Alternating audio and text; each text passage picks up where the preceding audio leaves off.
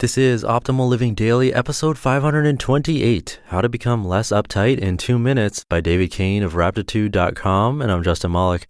Happy Monday and welcome to Optimal Living Daily, a podcast with the crazy idea of bringing hundreds of blogs to audio for free, actually more like 1,000 at this point, across all 5 of our shows.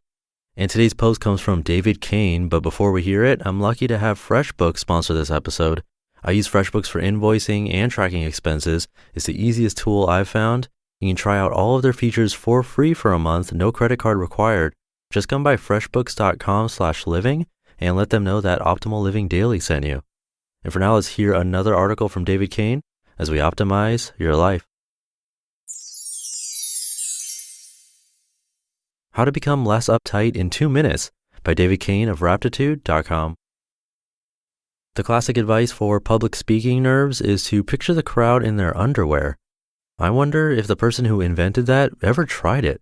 I find it immediately increases the tension of a speaking situation. It makes you more aware of what's at stake, the possibility of embarrassment for the audience too. What does work is to picture the room around you as it was at 4 a.m., empty and silent. Nobody there to need any particular thing to happen or not happen.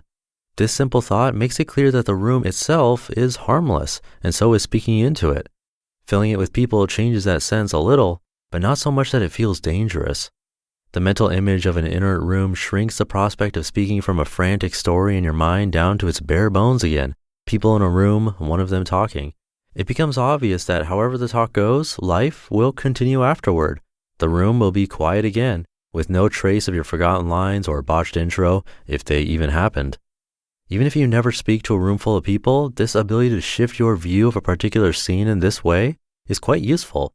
You can reduce the stressful effect of queues, crowds, busy subway platforms, and family gatherings just by imagining that same space as it might feel with no people in it, either the previous night at 4 a.m. or a century from now when it's a dusty ruin.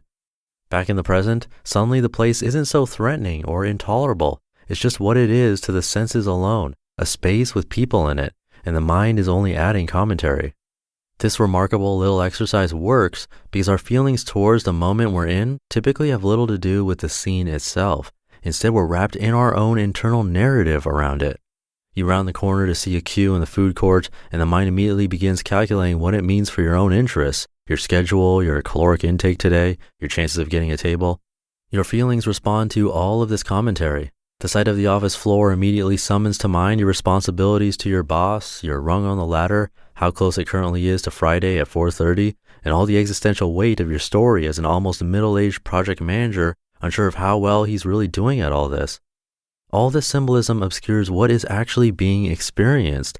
Fluorescent lights, the hum of copiers, idle chatter, the gray patterned carpeting, people looking at electronic screens. The bare facts of the moment, what life actually looks and sounds like right now, are drowned out and missed. By the time we're adults, we tend to experience most moments in terms of their apparent value to our story. We barely get a second of seeing a moment unfold before the mind has stamped it, good, more of this please, or bad, avoid, or who cares, this does nothing for me. And this tendency is painful because it means we always have our emotional well-being tied off to dozens of moving parts, and we control so few of them. Anything topples the wrong way or threatens to, and it hurts the heart. That's why it is hugely liberating to imagine that stressful room as it might have looked in the dead of night with nobody around. Seeing that version of the same moment creates relief because the scene is now stripped of your story, and our stress is tied to the story, not the scene.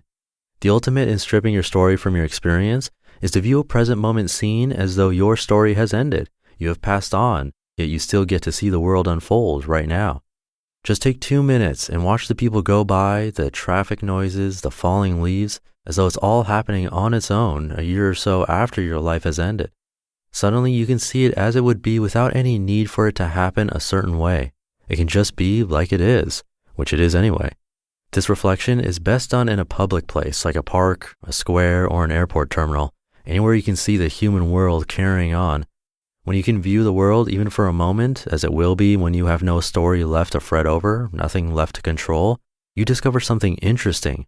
Aside from the story in your head, life is okay as it is. Don't be alarmed, but when you die, the world will continue on just fine without you. A few people will be sad, some of the tiny proportion of people who were aware you were even alive, but beyond that, the ripples will disappear into the pond pretty quickly. So if that's the only certainty in life, maybe we don't need to be so uptight about having everything just so in the meantime. Just sit there and really look at it go. The people, the wind, the clouds, carrying on forever, with or without you.